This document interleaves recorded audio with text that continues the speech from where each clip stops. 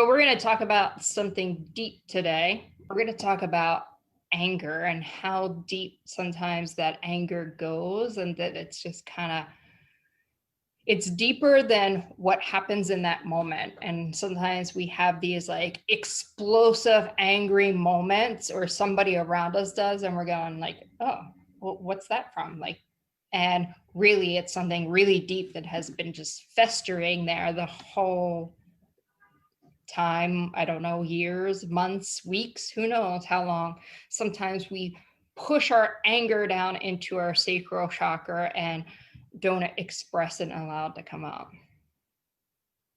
Yeah, yeah, definitely. Like it goes beyond than just like that little moment that just made you angry. It's like it's ripples of times that you've gotten angry, and then you're just remembering that time that you did get angry, and it's all built up, and then you blurt out and you radiate anger.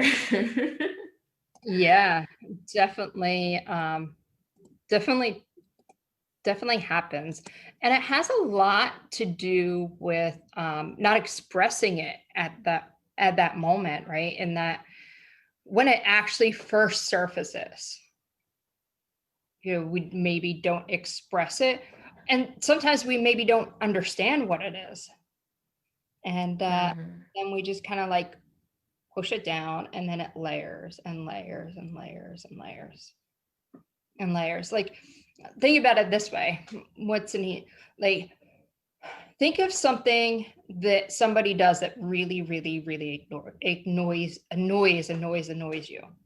Like maybe the way somebody eats their soup, how they just go, and like, it's just like, every time you sit down to eat soup with a person, you just see those, and you're like, oh my God, that's so annoying. But you never said anything. So now all of a sudden one day it's like, will you just stop it? It's so annoying that you keep slurping your soup. And the person's like, what's gotten into you today? Like, what are you talking about? And like, they're not even aware that they're actually even doing it. And it's just annoying you, and it's just building up this anger within you. That's a simple example, but that's what Yeah. happens, right? Yeah. And everything, and like your relationships with your friends, with your family, everybody. Like there's something, like if there's something that makes you angry, it's like built up, and then you just like, can you stop? Or you just like get really irritated. And it's interesting because I'm learning about like the identity and stuff. Like I'm going deeper into the identity. And one of the things that they tell us is if something's irritating you, it's not what that person did, but it's something like, it's not that they did it like to annoy you or irritate you or make you angry. They're just doing it, but it triggers something in you, but the trigger isn't against that person. It's really yourself. Like there's something in yourself that you didn't express, that you didn't like explain, that you didn't like and didn't express it. Mhm. So then that's what's showing up in your world. So I actually have a question. So let's say the soup incident is something that's happened. Like, maybe it's my dad that slurps his soup like that drives me crazy, and like all of a sudden I just blow up on him. Is that a reflection of something deeper within me that I haven't expressed to maybe somebody else? Would that be Yeah. the first awareness of something like that? Yeah, it definitely is. It's like deeper. It's always deeper than what we think it is. Because imagine like how many, like you didn't grow up, not that you didn't grow up with fear, but like when you were a baby, you didn't have anger. You didn't, like that wasn't an emotion yet until you started growing up. Like when you were an infant, you didn't have anger until you started growing up. And then you started feeling all those angers. And every time that you that something makes you angry, it just builds up even more. And it Mhm. reflects you back to the time that you first felt anger. Yeah, absolutely. So true.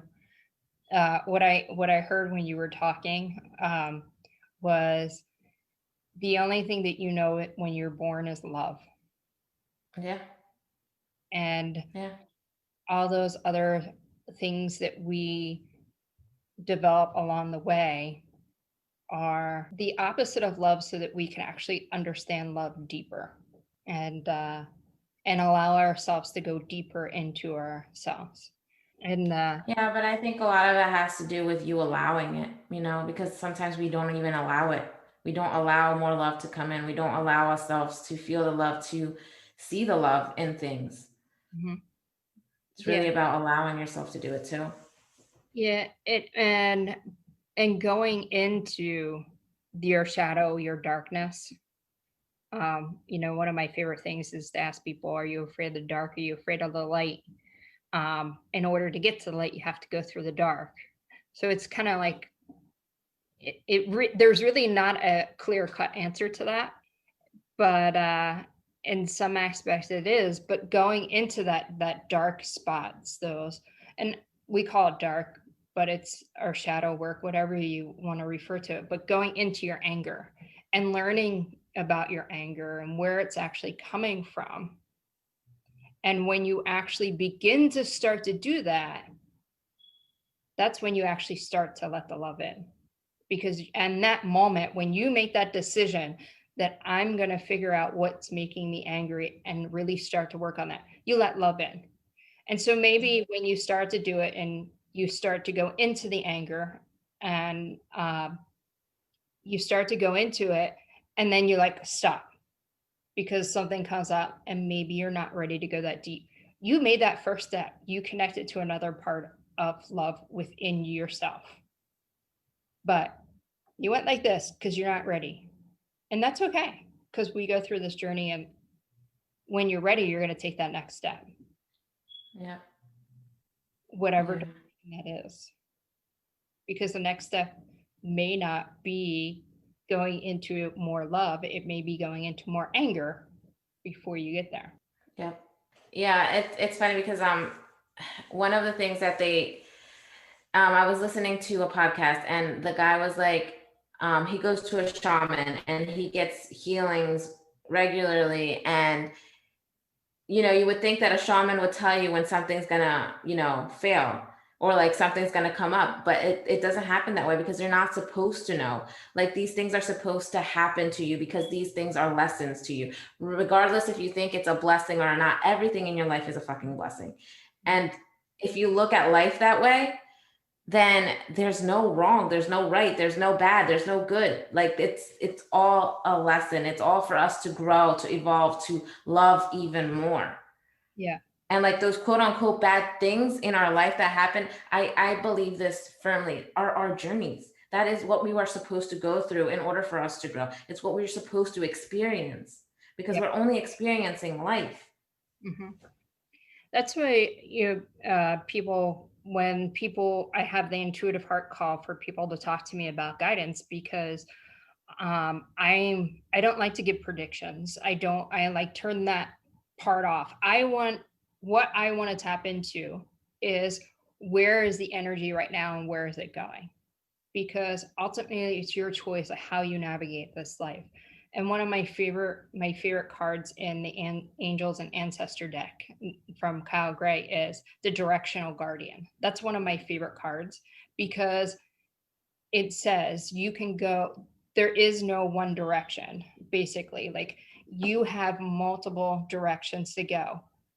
And if you choose the path that is within your heart, that makes your heart sing, then that path is the path within your highest good.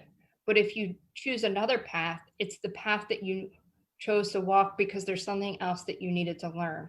So there's really no wrong or right way. You know, It's it's funny, I pulled that card the other day. When I was doing my weekly reading, I pulled the Guardian. yeah, the directional guiding because it's so true. And we get so caught up sometimes on these things and we create lists like this list, the pros and cons lists, and we go over scenarios where really if we just tap into ourselves and connect with our hearts and feel what feels good, then we can move forward Yeah. and and make that choice. And sometimes that choice that feels good is going to be a hard path for you to walk down to. And, it's going to be a challenging path. And maybe things are like, don't go exactly where you are. And you're like angry. I'm like, oh my God, like I chose my heart and my heart brought me the wrong way. It didn't. It Yeah. it brought you the way that it needed to go. You needed to go into that anger. You needed to Yeah. figure out where that is coming from and how you can transmute that anger into love. It's like experimenting. Like when you're thinking of people who experiment things, like this is exactly what we're doing. We're experimenting things so that we can, figure out how to navigate even better. Like, and that's what we do. We experiment with things, with situations, and we're able to tell stories off of them and help people heal from them so that they know too what to do. And not necessarily like they're gonna have to, sometimes we all, have that one parent who tells you, don't do this because I did this and it wasn't like the best choice that I ever made. I would like you to do this and that because that's a better choice. And the thing with that is like you rebel. We rebel and we're like, no, I want to do that because I have to experience it myself. And that's what we're doing. We're experiencing it ourselves Mm-hmm. with everything that we choose. Yeah. So we actually have a question that somebody put here, and it says, so what you think is what your heart wants sometimes is false, and what is actually needed to move forward. And I I want to I would like to answer that question because I think we just need to get a little bit clearer about what we're talking about. So, um, do you want to go first, or you want me to answer it? Go ahead, answer it. So the question is, what you think is what your heart wants sometimes is false, and what is actually needed for us to move forward. I want to reword it and put it this way: what your heart, when you go into your heart and you feel that something is completely, you feel that moment and that's like, oh yes, this feels good, and you go in that, and let's say it's a relationship, and you like walk into that relationship and you go through that relationship, and then all of a sudden that relationship, after whatever, 6 months, a year, or whatever, it's no longer a relationship. You break up, you go your separate ways, and you go, oh, but my heart led me down this way. And you're right, your heart led you down that because that was what was your path at that moment, that was in your highest good. And the reason why your heart brought you down that path was because in that relationship you needed to learn something about yourself to move through to another relationship, whether it's a relationship with a partner or a relationship with yourself, with others. So it's not false. It is the truth at that moment. But the outcome that you're expecting in the relationship may not be what is the outcome in your highest good. So if you walk into that relationship thinking this is the right move and that I'm going to be forever with this person, and you break up, then you're like, oh, my heart led me wrong. Your heart didn't lead you wrong. Your heart led you the right place for what you needed in that moment. But your expectations of what it was is not exact. It wasn't what you expected, but it doesn't make it false and it doesn't make it wrong. Does that make sense? Would you like to add anything to that? No, that was really good. Like that was a good explanation. Mhm. Like we have to experience things. Whether like it's our heart leads us where we need to go.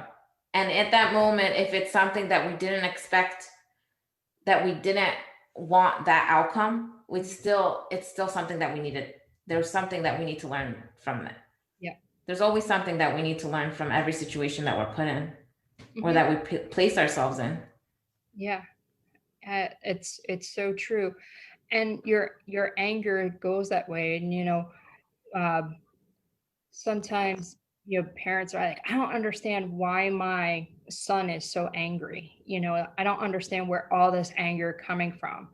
And they're like, well, I told them anger has consequences. And I said, well, have you ever asked your son, like, what is the anger serving you? What are you receiving from this anger? What is the anger teaching you? Like, have you ever asked those questions instead of trying to like change the behavior? Because Mm-hmm. you can't change the behavior until you know where it's coming from. Yep. And it may be coming from something where you may not even realize it. Like, maybe that's the firstborn, and that firstborn is being angry, and the anger is coming from because another baby came along. And even though they show that baby so much love, but that could be some type of anger. And it's not necessarily because of the baby, but because now mom's attention is more on the baby. So there's this anger. Until you ask the empowering questions to people, to yourself, to your children, you're not going to receive the answers. Yeah. And it's for children, it's already difficult. I wouldn't say difficult, but it's challenging for them to even express themselves sometimes. So even asking them those questions, it gives them like the ability to speak about it, because they don't know how to express things sometimes, and they don't know how to explain things sometimes, and sometimes they hold back from hurting your feelings because they think that they're going to hurt your feelings if they say something, or if, but this is all like, it's so much deeper, it's like really complex. But um yeah, it's pretty Yeah. much what it is. And some of the anger as an adult that you could be feeling could be stemming back from these things back when you were a child. Even to, and we talked about this before, like energetically, we are imprinted when we are born. So if a mother or father is experiencing some anger, that imprint goes onto the child. And so now you can be at this point in your life and you're experiencing this anger and you're like, I don't know where this anger comes from. That's when you have to like ask those empowered questions. And if you're not in that position to do that, there are plenty of people there that can help you, because sometimes to get started on this path of healing, this path of your life journey, sometimes you need to ask help. And that's why there's people like you and me out there that will help people, whether it's doing energetic clearing or NLP, to get to these answers in these in our timelines to help us. Because sometimes we block it out and we Yeah. don't see it. I know I did, like a couple of weeks ago, a month ago, I guess it's a month ago now. Like I reached out and asked for help because I couldn't get myself past a certain area by myself. I needed somebody to hold the space for me so that I felt supported to be able to go through it. And it was amazing. And I appreciate all that she did by holding that space. So we all do need to ask for help. I asked for help. I reached out to you. I went and got a massage to help release it from my physical body.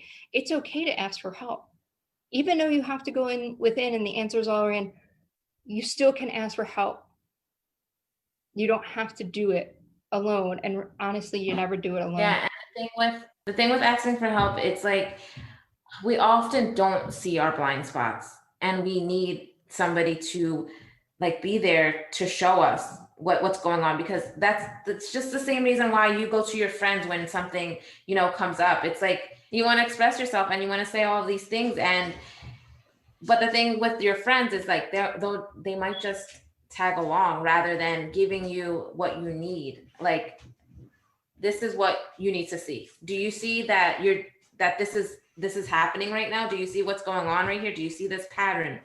And that's where we come in and we help them see those patterns, so Yeah. that they can start healing those patterns, so that it doesn't keep on showing up, so it doesn't keep on like abrupting. Yeah. Yeah. Absolutely. I always like those friends that actually will tell you, give you that honest opinion. That are like, oh, Yeah. you look great in that dress. And then they're like, oh no, she doesn't know. What is she thinking? Well, that's not your true your friend. I like the ones that like come from that space. Like, yeah, no, I'm not really feeling that for you. But when a friend is honest like that, then you know that that can transfer and be honest in those tougher talks that you have with each other. So just to kind of like backpedal, like, so you're the surface anger that you may be feeling right now, like an anger to something that's coming up in this world, or an anger that's coming up in your life, like something that's really triggering anger within you, and may be something that you've been holding on to for so long. And it may not even be something that you realize that you've been holding on to.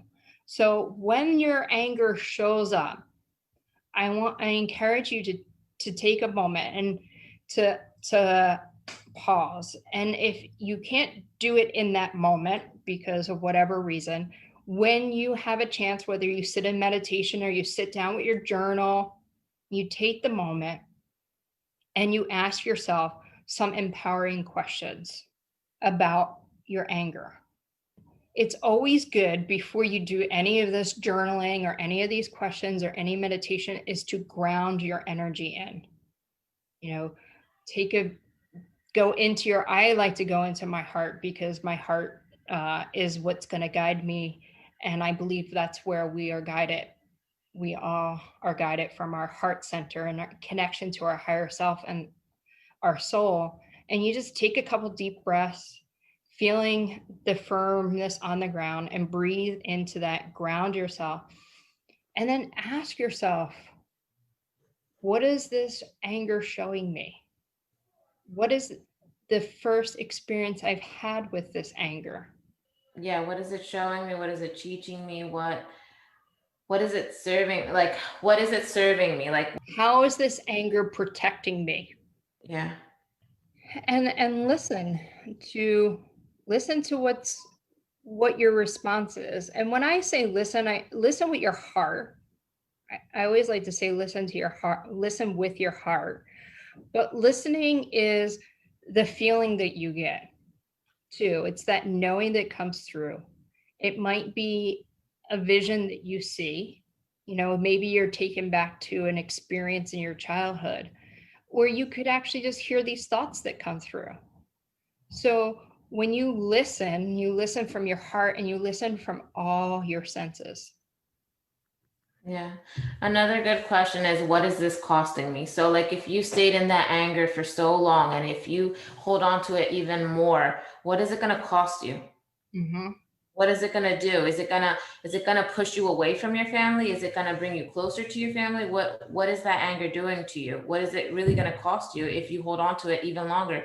Is it going to slow down your immune system? Is it going to do anything else? Like, what does that anger do to you that if you hold on to it even longer, is it Mm-hmm. going to serve you? Right. In what way? So true. So true. Because it serves us until it doesn't serve us any longer. And when it doesn't serve us any longer, we're ready to release it.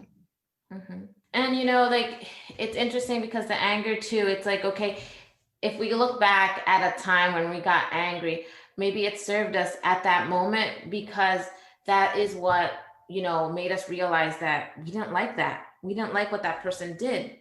So it's not a negative. It's actually, it's making you realize what type of person you are, what type of things you like and don't like. Mm-hmm. So it really is empowering if you let it be and then let it go. We don't Yep. have to hold on to it forever. You do not. Absolutely don't. Any other tips for anger and get into anger and releasing anger? No, I would definitely say just like be aware of it and pause, definitely pause when you can to realize, like, okay, I feel angry. What is making me angry? What is Mhm. coming up for me right now? Yeah. Yeah, absolutely. And ask those questions. Make sure you ask the questions, but be in the right space to ask it. But you can pause in that moment of anger, and I don't mean like stop like this, but like pause in your mind and be like, and ask that moment, because usually that question, that right there, and like, where's this coming from, or what, in that moment sometimes you can get a lot of information and knowledge. Yeah. Yep. So Well, thank you for another great topic today. And so, how can people reach out to you? I am at cinderellaspa.com and I'm at Cinderella Spa on Instagram and Cindy Hernandez on Facebook. You can book a clarity call and that will lead you to all of the possibilities that all the options, I mean, of all the things that I have, but it's really about getting to know you and getting to know me to see if we're a right fit. Yeah.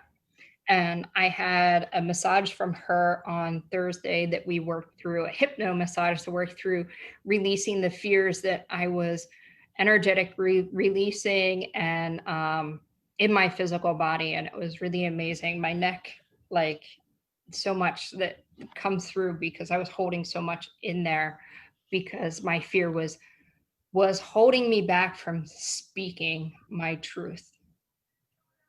And so a lot of great work there, and I really appreciate that. You can reach me at intuitivehearthealer.com. Follow me on Instagram, Intuitive Heart Healer, or join my Facebook group, Intuitive Heart Healer. Some really great support in there. And I also have a big announcement that I teamed up with Ursula, who was a guest host for with Cindy when I was away in September, and we're actually creating an online 1-day event called Universal Healing. So all that information is coming out today. So it's going to be a great day long healing and learning about you. Sounds so good. Yeah. So have a great day, everybody. Until next time. Bye bye for now.